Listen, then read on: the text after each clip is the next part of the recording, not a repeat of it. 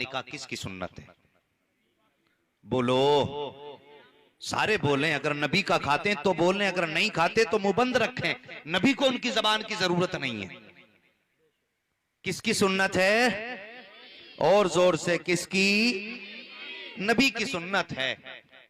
अल्लाह की कसम, अगर मेरे मुस्तफा ने निकाह को मशरू न किया होता तो तेरी औकात न थी, तू किसी की बेटी को हाथ लगा देता।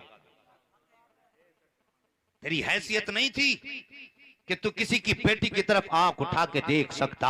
ये नबी की सुन्नत ही की तो आता है कि जिसने कभी जिंदगी में तुझको नहीं देखा, तूने जिसकी जिंदगी में जिसका चेहरा नहीं देखा, 3 मर्तबा कबूल कबूल क्या कह दिया। नबी की सुन्नत तेरे दामन में क्या आई है? जिसने कभी तुझे नहीं देखा है, आज वो तेरे बिस्तर पे आकर के बैठ गई है, उसने अपना सब कुछ तुझको मान लिया है, फिर वो तेरी इतनी फर्माबरदार बन गई है कि तूने कहा उठ तो उठ के खड़ी हो जाती है, तूने कहा बैठ तो बैठ जाया करती है, तूने कहा चल तो चलने लगती है। तू बाहर से आके कहता सर में दर्द है तो अपना आराम भूल के तेरी खिदमत में लग जाती है। तूने कहा प्यास लगी है तो उसने धूप न देखी, पानी का इंतजाम किया। तूने कहा भूख लगी है तो उसने अपने रहम अपने ऊपर होने वाली गर्मी की शिद्दत को कुछ एहसास न किया, वो तेरे काम में लग जाती है। साहिब हाँ हाँ आगे बढ़ के कहना चाहता हूँ, अगर मियाँ बीवी एक ही साथ सफर करके आते हैं तो शोहर जूते फेंकते फेंकते कहता बहुत थक गया हूँ, जल्दी कर पानी का इंतजाम कर दे। मैं तुमसे पूछना चाहता हूँ, एक ही सफर के मुसाफिर दोनों हो, जिस रास्ते से तू चल के आया है उसी रास्ते से बीवी चल के आई है, जितना सफर तूने किया है उतना सफर बीवी ने किया है, लेकिन आखिर वजह क्या है? तू भी थक के आया है, वो भी थक के आई है, लेकिन तूने बिस्तर पे बैठने से पहले जैसी कहा प्यास लगी है, साहिब उसने जूते नहीं उतारे हैं, उसने कपड़े चेंज नहीं किए हैं, दौड़ी है बर्तनों की तरफ, फौरन गिलास उठाया है, तुझसे एक बार तो ये भी नहीं कहा था कि प्यास मुझे भी लगी है, तूने पानी मांगा है, अपनी जरूरतों को त्याग दिया है, दौड़ करके गई पानी भर के लाई है, तू मोजे उतार रहा है, वो पानी लेकर के खड़ी है, तू कपड़े बदल रहा है, वो पानी लेकर के खड़ी है। मैं पूछना चाहता हूँ, एक अजनबी औरत को इतना फर्माबरदार किसने बनाया? तो दुनिया को कहना पड़ेगा हमारी औकात न थी जो अजनबी इतना फर्माबरदार हो जाता। सच तो ये है नबी की सुन्नत है जिसने अजनबी को इतना करीब बना दिया है कि तेरे बोलने पे बोल रही है, तेरे चलने पे चल रही है, तेरे कहने पे उठ रही है, तेरे कहने पे बैठ रही है। अगर नबी के वफादार हो तो फिर अगर शादियां हो तो शैतान को राजी ना करो, मदीने वाले मुस्तफा फैने रहमत को राजी कर लो। नारे तकबीर, नारे रिसालत, नारे गौसियत, मसलके आला हजरत, फैजान आला हजरत अल्लामा मुफ्ती हम्माद रजा साहिब क़िबला, उलमाए अहले सुन्नत, जश्न गौसुल वरा। हाँ हाँ साहिब, ये मेरे नबी की प्यारी सुन्नत है। अगर ये सुन्नत न मिलती, तेरी औकात न थी तो किसी की बेटी की तरफ आंख उठा के देख लेता। हैसियत नहीं थी तेरी कि तू किसी की बेटी को उठा के बिस्तर पे ला के रख देता। जवानों बदलो तरीके। आज शादियां ब्याह का जो रस्म रिवाज है, अल्लाह माफ फरमाए, कौन सा तरीका ऐसा नहीं जिसको देख के मेरे मुस्तफा का कलेजा न तड़पता होगा। तुम उठ के खाते हो, चल फिर के खाते हो, क्या नबी को इस बात की खबर नहीं है? तुम गाने बजाते हो, क्या नबी को इस बात की खबर नहीं है? तुम अपने घरों के अंदर ऐसी जगहों पे खाने किया करते हो जहाँ पे मर्द भी खड़े हैं, औरतें भी खड़ी हैं। जब एक ही जगह पर बेहयाओं को देखते होंगे तो मुस्तफा के जिगर पे क्या गुजरती होगी। उसके बाद नारे लगाए जाते हैं, गौस का दामन नहीं छोड़ेंगे, आला हजरत का दामन नहीं छोड़ेंगे। तूने थामा ही कहाँ गया आला हजरत का दामन? तूने पकड़ा ही कब है गौसे पाक का दामन? अल्लाह अकबर गौसे पाक की बात करता है, उनके दामन की बात करता है। उनके जैसा पारसा घराना ला के दिखा दे, उनकी जैसी पारसा माँ ला करके दिखा दे। अल्लाह अकबर बगदाद की सरजमीन है, इसी सरजमीन पर सरकार गौसे पाक की उम्र शरीफ अभी 4 साल है। 4 साल की उम्र शरीफ सरकार गौसे पाक की, बचपन का जमाना है। एक जगह पर सरकार गौसे पाक बच्चों के साथ खेल रहे हैं। हाँ हाँ कादरी कहलाते हो, रज़वी कहलाओ, तुम्हारा हक है, लेकिन कम से कम कादरी बनने के भी ख्याल रखा करो, रज़वी बनने की भी तमन्नाएं दिल में लेके बैठा करो। साकिब मेरी तकरीर तब यार को बेचैन करती है, सबब क्या है? वही कहता हूँ जो दिल पर गुजरती है। अल्लाह करे ये मेरे बयान की बातें तुम्हारे सीने में उतर जाए और खुदा पहले मुझे अमल की तौफीक दे, उसके बाद पूरी उम्मत मुस्लिमा को अमल की तौफीक दे। मैं ये नहीं कहता हूँ मैं बहुत अच्छा हूँ, मैं कोई आसमान से नहीं उतरा हूँ, तुम्हारे जैसे समाज में रहने वाला हूँ, मेरे भी माँ बाप हैं, मेरे भी भाई बहन हैं, मैं भी दुआ करता हूँ अल्लाह मुझे अमल की तौफीक दे। लेकिन मेरे भाई मेरी बात तवज्जो से सुनना, सरकार को से पाक के घराने की पाकीज़गी देखो। अल्लाह अकबर, 4 साल की उम्र शरीफ है, अचानक एक फकीर का गुजर हुआ, उसने बच्चों को खेलते हुए देखा, बच्चों को देख करके अल्लाह अकबर कैसे लोग थे अल्लाह वाले, बच्चों को देखकर सलाम कर दिया, सलाम वालेकुम। आज अगर मौलवी बैठा हो तो प्रधान सलाम नहीं कर सकता है, मौलवी गुजर के जाए तो प्रधान को अगर मौलवी सलाम ना करे तो 8 दिन बाद हिसाब कर दिया जाता है कि इसने मुझे सलाम नहीं किया। मैं पूछना चाहता हूं तुमने किस नबी का कलमा पढ़ा है? मेरे नबी तो फरमाते हैं सलाम को आम करो, अगर मौलवी सलाम नहीं करता है तो तुम सलाम कर दो, अगर बच्चे सलाम नहीं करते हैं तो तुम सलाम कर दो। आओ सीरत गौसे पाक देखो प्यारे, जैसे उन बुजुर्ग का गुजर होता है, बच्चों को खेलते देख रहे हैं, उसके बाद कहते हैं सलाम वालेकुम। सारे बच्चों ने बुजुर्ग का चेहरा देखा, सबने कहा वालेकुम अस्सलाम, लेकिन जैसी ये आवाज मेरे गौस के कानों में टकराई है, उम्र शरीफ अभी 4 साल है, कहते हैं वालेकुम अस्सलाम वालेकुम अस्सलाम। एक बार नहीं 2 मरतबा जवाब सरकार गौसे पाक दे रहे हैं। अल्लाह अकबर, तवज्जो से सुनना प्यारे, जैसी मेरे गौसे पाक ने 2 मरतबा आपको जवाब दिया है, वो बुजुर्ग ठहर जाते हैं, देखा सरकार गौसे पाक का चेहरा, देख के कहते हैं बेटा जरा इधर आओ। मेरे गौसे पाक करीब आते, उम्र शरीफ अभी 4 साल है, ये जहन में रखना है। आप करीब आए, फरमाया, कहा जी हुक्म फरमाइए। कहा बेटे मैंने सलाम एक बार किया है, तुमने जवाब 2 मरतबा क्यों दिया है? ये सरकार गौसे पाक है। सुनने के बाद कहते हैं बाबा आप अपना काम कीजिए, मुझे अपना काम कर लेने दीजिए। जैसे इतना जवाब मेरे गौसे पाक ने दिया है, उन बुजुर्ग ने हाथ पकड़ा, समझ गए ये पहुंचा हुआ बच्चा है,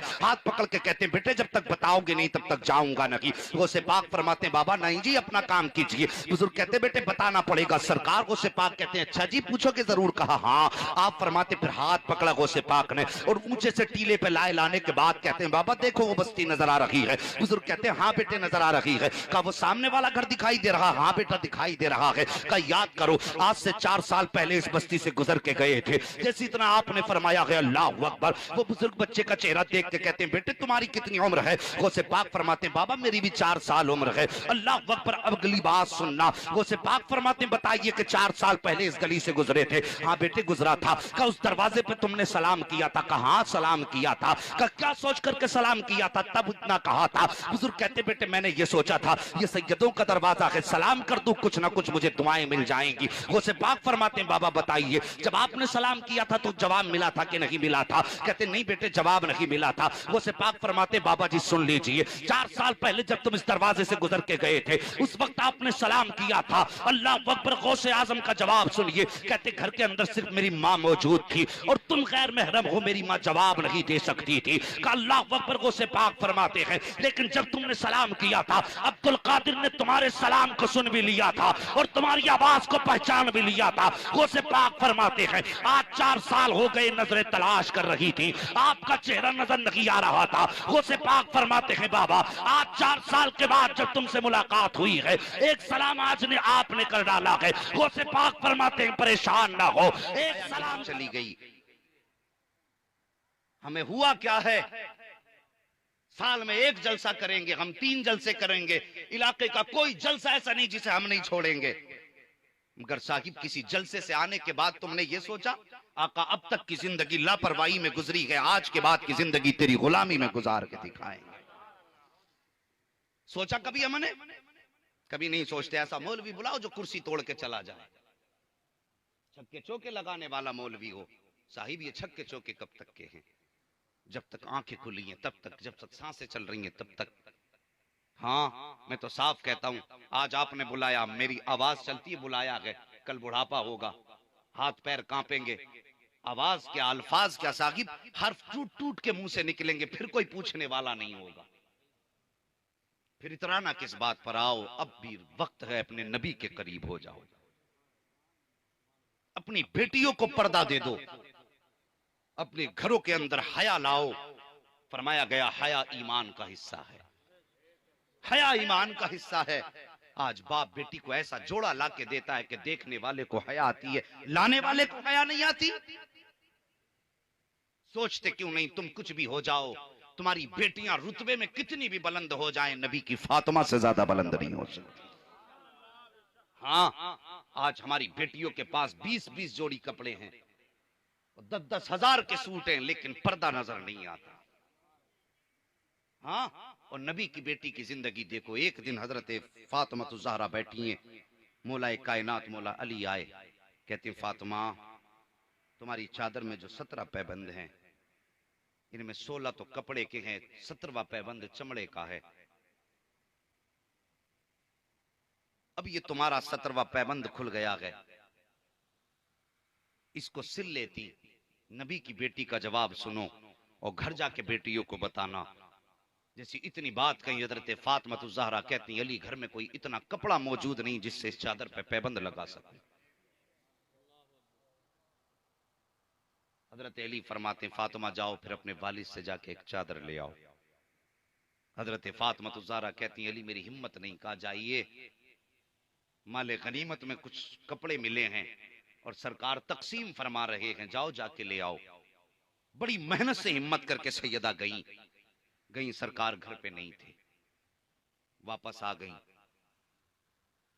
फिर हजरत अली ने कहा फातिमा फिर चली जाओ। कहती अब मेरी हिम्मत नहीं होती है, तवज्जो करना, फरमाती अब मेरी हिम्मत नहीं होती है। अली तुम जाओ, अल्लाह अकबर। हजरत अली आए हैं, पैगंबर इस्लाम की बारगाह में आके दोजानों बैठ जाते हैं। आका फरमाते हैं अली कैसे आना हुआ? अर्ज करते हैं सरकार आज आपकी बेटी के सर पे जो चादर है उसका एक पैबंद खुल गया है, इतना कपड़ा नहीं जिससे आपकी बेटी पैबंद लगा सके, सरकार कोई चादर दे दे। अल्लाह अकबर। मालिक के कौनैन हैं, गोपास कुछ रखते नहीं, दो जहां की नेमतें हैं उनके खाली हाथ में, वो तो इतने बड़े बादशाह हैं। खुदा की कसम अल्लाह ने जमाने के खजानों की चाबियां मुस्तफा के कदमों पे रखी है, लेकिन कुर्बान जाओ उनकी सादगी पे। फरमाते हैं अली अगर मैं ये माले गनीमत अपनी फातिमा को दे दूंगा तो जिन बच्चों के बाप जंगों में शहीद हो चुके हैं उन बच्चों के घर क्या पहुंचाऊंगा? का फरमाते हैं अली आज मेरी मिल्कियत में इतना कपड़ा नहीं जो एक चादर अपनी बेटी को दे दूं। अल्लाह अकबर। इतना सुना हजरत अली की गर्दन झुक जाती है। आका फरमाते हैं हाँ अली एक मकान के अंदर ऊंटनी की खाल रखी हुई है, अगर फातिमा मुनासिब समझे तो उसे ओढ़ करके पर्दा करने वो लेकर के चले जाओ। अल्लाह अकबर। हजरत अली ने वही खाल उठाई है ऊंटनी की, और जब घर पे आए हैं खुदा की कसम सैयदा दरवाजे पे खड़े होकर अली का इंतजार कर रही हैं। कितना नूरानी जमाना था, क्या उसूल थे इनकी जिंदगी के। आज शोहर घर पे आया करता है तो बीवियों के चेहरे के रंग उड़ जाया करते। मेहरबानी करो शोहर की इज्जत किया करो, इसकी कदर किया करो। मुझे इस मौजू पे बात नहीं करनी है, बस मैं कुछ बयान करके आगे बढ़ना चाहता हूँ। साकिब हजरत अली आए हैं, हाथ में वो खाल है। कहते अली क्या लाए हो? का कोई कपड़ा ना मिला, तुम्हारे वालिद ने ये खाल दी है। अल्लाह अकबर। और फरमाया कि अगर मेरी फातिमा मुनासिब समझेगी तो इसको ओढ़ करके अपना पर्दा कर लेगी। नबी की बेटी ने देख करके आंखें नहीं बिगाड़ी थी, चेहरे की जोग्राफिया नहीं बदला था, बल्कि अल्लाह का शुक्र अदा किया और उसी खाल को ओढ़ा। ओढ़ने के बाद कुरान की तिलावत शुरू कर देती है। कौन? फातिमा के। अल्लाह अकबर। एक दिन मेरे नबी सहाबा की अंजुमन में बैठे हुए हैं, दोपहर का वक्त था, अचानक सूरज छुप जाता है। जैसे सूरज छुपा है थोड़ी देर के बाद फिर उजाला हो गया। सहाबा कहते हैं आका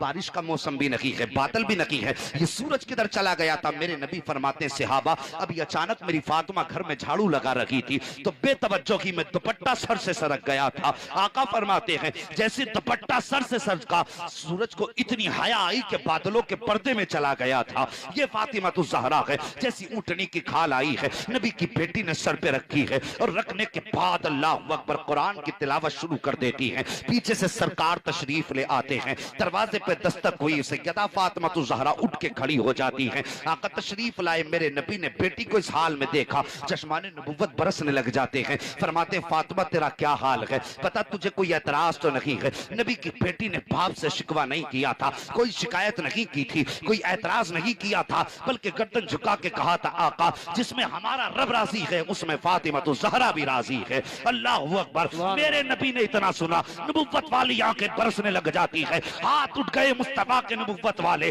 अर्ज करते हैं मेरे मौला ए मेरे परवरदिगार आज मैं कुछ नहीं मांगता, अगर फातिमा के इस अमल से राजी है तो कुछ मत दे, मेरी गुनाहगार उम्मत को जन्नत का परवाना अता फरमा दे।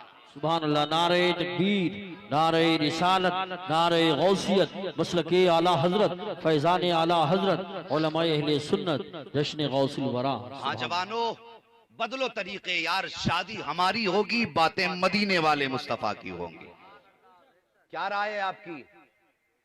खाते हैं तेरे दर का, पीते हैं तेरे दर का, पानी है तेरा पानी, दाना है तेरा दाना। सारे बोल दो पानी है तेरा पानी।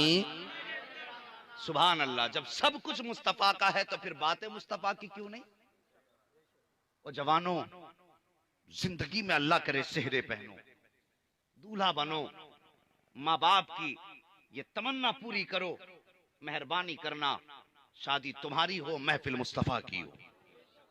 और कोई भी यार तुम्हारा तुमसे आके कहे नहीं यार खर्चा मैं दे दूंगा, तखत तू लगवा ले, तो कान पकड़ के कह देना उससे कि आज मुझे तेरी रजा नहीं, मदीने वाले मुस्तफा की रजा चाहिए। हाँ, बस इतनी बात कहो, आज तेरी रजा नहीं, मदीने वाले मुस्तफा की रजा चाहिए। और फिर खुदा की कसम इस तरह से तुम निकाह करो, और फिर देखो घर में अल्लाह बरकतें कितनी अता फरमाता है, फिर देखना रहमतें कितनी उतरती हैं। और साहिब हमने मुस्तफा को अपनाया ही नहीं है। सच तो यह है कि अपनाया ही नहीं है। उनकी कुर्बानियां देखो, खुदा की कसम उनका नाम लेने वाले फिर कैसे हो जाते थे। उनकी जिंदगी का तो मामला ये था कि इन्हें जाना इन्हें माना, न रखा गैर से काम, लिल्लाहिल हम्द में दुनिया से मुसलमान गया। ये उनके आशिकों की कहानी थी। आओ एक आशिक की कहानी बताऊं। खैरियत है? जरा सारे बोल दो या रसूल अल्लाह। अल्लाह सलामत रखे। बातें कड़वी जरूर होती हैं, लेकिन याद रखना दवा जितनी ज्यादा कड़वी होती है फायदा उतना, हाँ फायदा उतना अच्छा और ज्यादा होता है। आओ एक आशिक की कहानी बताऊं। नाम है अब्दुल्ला इब्ने जुबैर, हजरत अबू बकर सिद्दीक के नवासे, हजरत अस्मा बिनते अबू बकर के शहजादे। और यार जब ये पैदा हुए तो इनको सबसे पहले मुस्तफा की गोद नसीब हुई। अल्लाह सलामत रखे जो बिन कहे बोल गए हो। हाँ, अगर कह के बोले तब भी अल्लाह मदीना दिखा दे। अरे इधर वाले भी बोल दें, अगर कोई कर्जा और खर्चा ना होता हो तो बोले जरा या रसूल अल्लाह। अल्लाह सलामत रखे। मुझे पता नहीं था, जलसा सुनते सुनते इतने थक गए हैं कि लोग बगैर कहे बोलते ही नहीं है। खैर तुम्हारी मर्जी है, अल्लाह सलामत रखे। जिसको बात अच्छी लगे सिर्फ वही बोले, और जिसको बात अच्छी ना लगे वो अपनी जेब में अपनी आवाज रखे, उसकी आवाज की भी जरूरत नहीं है। नाम अब्दुल्ला इब्ने जुबैर, पैदा हुए गोद मिली मुस्तफा की।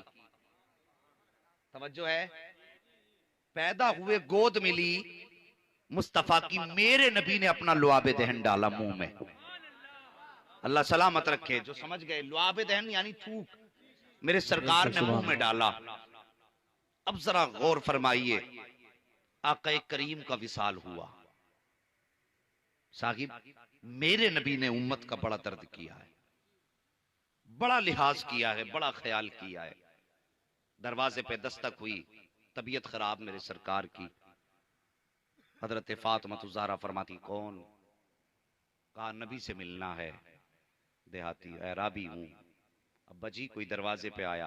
आका फरमाते हैं फातिमा कोई अराबी नहीं, मलकुल मौत आया है।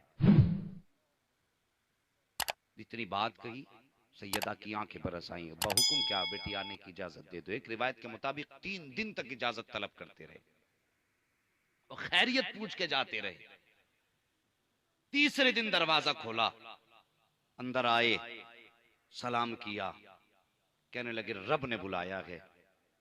आका फरमाते इतनी कम उम्र, अभी ठहर जाओ, जिब्रील को आने दो। मैं उस जात की बात कर रहा हूं, मौत जिसके इशारे की मुंतजिर है। सुभान अल्लाह, सुभान अल्लाह। कहते जिब्रील को आने दो। जिब्रील आए। कहा जिब्रील बता तो सही, इतनी कम उम्र, 90 का वादा था, 63 साल हुई है, क्या मामला है? जिब्रील अमीन गए रब की बारगाह में, तेरा महबूब ये फरमा रहा है। रब ने फरमाया जिब्रील जाओ मेरे महबूब से पूछो, जो उनकी मर्जी होगी उसी हिसाब से उम्र बढ़ा दी जाएगी, जितना वो चाहेंगे उतनी उम्र बढ़ाई जाएगी। जिब्रील आए, कहते हैं आका रब फरमाता है महबूब तेरी मर्जी है, कलम भी तेरा है, तहरीर भी तेरी है, फैसला भी तेरा, बता कब तक रहना चाहता है। मेरे नबी फरमाते हैं जिब्रील जाओ रब से कह दो कि बस मैं भी मुश्ताक हूं अपने रब से जियारत का, लेकिन बस एक ख्वाहिश है। कहा क्या? कम मेरे बाद मेरी उम्मत का क्या बनेगा, मेरी उम्मत का क्या होगा? इतनी बात कही है। जिब्रील अमीन वापस गए हैं। रब आका फरमा रहे हैं कि मेरी उम्मत का क्या बनेगा। रब ने फरमाया जिब्रील जाओ महबूब से कह दो उम्मत की फिक्र ना करें। जिब्रील आए, कहा रब फरमा रहा है महबूब उम्मत की फिक्र ना कीजिए। आका फरमाते हैं जिब्रील जाओ पूछ करके आओ उम्मत का क्या बनेगा। 3 मरतबा जिब्रील अमीन को वापस भेजा गया है। तीसरी मरतबा रब ने फरमाया महबूब से जाके कह दो महबूब उदास ना हो, और जाके मेरे महबूब से कह देना ए महबूब कयामत के दिन भी उम्मत भी तेरी होगी, हुकूमत भी तेरी होगी, जन्नत भी तेरी होगी। ए मुस्तफा फैसला आज कर देते हैं, इशारा करना तेरा काम है, जन्नत देना मुझ खुदा का काम है। नारे तकबीर, नारे रिसालत, नारे गौसियत, मसलके आला हजरत, फैजान आला हजरत हुजूर अहसन मियां साहिब क़िबला, जश्न गौसुल वरा मुफ्ती हम्माद रजा साहिब क़िबला। सुभान अल्लाह। है जी, खैरियत है? जरा सारे बोलते हैं सुभान अल्लाह। आज कुछ लोग खाली मुंह फैला रहे हैं, आंखें बंद हो रही हैं। अल्लाह इसका उल्टा कर दे, मुंह बंद कर दे, आंखें खोल दे। जरा सारे बोल दो या रसूल अल्लाह। आज पहली मर्तबा मजमे को जगाना पड़ रहा है, वरना अपना उसूल है जब शुरू हो गए तो फिर मदीने वाला जाने या फिर उनकी महफिल जाने है जी। मगर कोई बात नहीं है, अल्लाह सलामत रखे। अल्लाहु अकबर। मेरे नबी के विसाल का वक्त आया। अब जब रूह निकलना शुरू हुई ना, अब तवज्जो करना। कहते हैं मलकुल मौत से कहते हैं इजराइल जी या रसूल अल्लाह, क्या इतनी तकलीफ सभी उम्मत को होगी जितनी मुझे हो रही है? इतनी बात कही थी। और जवानों गानों में डूबने वालों, ऐशो इशरत के नशे में खो जाने वालों, रब और रसूल से रिश्ते तोड़ने वालों, किस जगह पे खड़े हो, क्या सोच रखा है? क्या मौत हमारे दरवाजे तक नहीं आएगी? क्या हमारी रूह नहीं निकाली जाएगी? आका फरमाते मेरी उम्मत को भी इतनी तकलीफ होगी। तब मलकुल मौत ने कहा था या रसूल अल्लाह ये तो कुछ भी नहीं है, ये तो कुछ भी नहीं है। इतना सुनना था, मेरे नबी की चश्मा ने नबूवत बरसी। आका फरमाते मलकुल मौत जितनी तकलीफ देनी है आज मुझे दे दे, ताकि आखिरी वक्त में मेरे किसी उम्मती को दर्द ना हो। अल्लाह अकबर। कोई उम्मत का गम गुसार ऐसा हो तो ला के दिखा दो। कहते मलकुल मौत जितना दर्द करना है आज मुझको कर दे, ताकि मेरी उम्मत को तकलीफ ना हो। मलकुल मौत कहते हैं आका आज मैं वादा करता हूँ आपकी उम्मत का जो भी शहजादा होगा, जो नमाजी होगा, नेक होगा, आका आखिरी वक्त में उसे कोई तकलीफ नहीं होगी। अल्लाह अकबर। ये नबी से वादा लिया गया। मेरे सरकार कब्र अनवर में गए हैं, कब्र में उतारा गया, होठ हिल लगे हैं। दुनिया में आए तब भी रब्बे हबली उम्मती था, जब कब्र में गए तब भी रब्बे हबली उम्मती है। मैं कहना ये चाहता हूँ आका के विसाल के बाद सहाबा दीवानों की तरह मचल रहे थे। आका करीम की खुद की सवारी का मामला ये था, हर गली में आका को तलाश करता फिरता था। आका करीम की सवारी जिसका नाम याफूर था, गलियों में जाता ढूंढता, कभी सोचता मैं इन गलियों से महबूब के साथ गुजरा करता था, कभी ख्याल आता इन गलियों से गुजरा करता था। जब आका को कहीं नहीं पाया, उसने कुएं में छलांग लगा करके 3 दिन के बाद अपने आप को हलाक कर दिया था। अल्लाह अकबर। ये तो जानवरों की कहानी का बयान कर रहा हूँ। अब जरा जिब्रील, अल्लाह अकबर। अब हजरत बिलाल की दास्तान सुन लो। हजरत बिलाल गलियों में रोते फिरते थे, कभी जंगलों की तरफ दौड़ते थे, कभी कहीं जाया करते थे, आवाज दे दे के नबी को पुकारा करते थे। यही हाल अबू बकर सिद्दीक की मोहब्बत का भी तड़पा करते थे और इतना रोया करते थे। लो बयान किया गया कि हालत नमाज में आपके दिल के अंदर से ऐसी आवाजें आया करती थी जैसे हंडिया के खोलने की आवाज आया करती है। इश्क नबी में ऐसा उनका कलेजा उबला करता था। अल्लाह अकबर। बयान फरमाया गया है कि नबी के इश्क की जलन उनके दिल में ऐसी थी कि आपकी सांसों से जलन की महक आया करती थी, जैसे कि गोश्त के जलन की महक आती है। तभी तो आला हजरत ने कहा था ऐ इश्क तेरे सदके जलने से छुटे सस्ते, जो आग बुझा देगी वो आग लगाई है। ये आग उनके सीने में लगी थी और जब सुलगती है ये आग तो इमाम कहते हैं ऐ दिल ये सुलगना क्या, जलना के तो जल भी उठ, दम घुटने लगा जालिम, क्या धूनी रमाई है। ये इश्क था सिद्दीक अकबर का। आओ बिलाल की कहानी बताता चलो। ये नबी का बिलाल है, कुछ दिन मदीने में गुजारे हैं, मगर फिर मुल्क शाम का सफर तय किया है। मुल्क शाम चले गए हैं, वहां जाकर के बसेरा डाला है। एक दिन ख्वाब में आंख लगी है, इधर बिस्तर पे सोए हैं, उधर ख्वाब में मुस्तफा तशरीफ ले आते हैं और कहते बिलाल कई दिन हो गए हैं तुमने मिलना छोड़ दिया है, क्या तुम्हें महबूब की याद नहीं आती है? इतनी बात नबी ने कही है, बिलाल की आंख खुल जाती है, फौरन बिस्तर से उठते हैं, बीवी से कहते सफर का इंतजाम कर। बीवी कहती मेरे सरताज बताओ तो सही, अभी तो रात है, किधर जाना है? का तुझे क्या बताऊं, मेरे महबूब ने बुलाया है। अल्लाह अकबर। हजरत बिलाल रात ही में सफर शुरू कर देते हैं। हजरत बिलाल ने रात में सफर शुरू किया है। चलते चलते एक रिवायत के मुताबिक हजरत बिलाल की सवारी का रास्ते में इंतकाल हो जाता है। नबी के बिलाल ने सफर से हिम्मत नहीं हारी है, आप थक करके नहीं बैठे थे, यार ने बुलाया है, अब तो जान भी कुर्बान है यार के नाम पर। साकिब हम तमाशे नहीं छोड़ सकते हैं, हम गाने नहीं छोड़ सकते हैं, तो फिर ये इश्क के दावे झूठे हैं, फिर ये इश्क के नारे झूठे हैं। अल्लाह अकबर। आओ मुस्तफा के दामन में आ जाओ, उनका दामन करम पकड़ो और सब मिल के कह दो अल्लाह अकबर, आओ मुस्तफा के दामन में और दामन मुस्तफा पकड़ो और मिल करके कहो मैं मुजरिम हुआ का, मुझे साथ ले लो कि रास्ते में ऐजा बाजा थाने वाले। इतना कहना तुम्हारा काम है और सीने से लगाना मदीने वाले मुस्तफा का काम है। सुभान अल्लाह। नारे तकबीर, नारे रिसालत, नारे गौसियत, मसलके आला हजरत, उलमाए अहले सुन्नत, जश्न गौसुल वरा।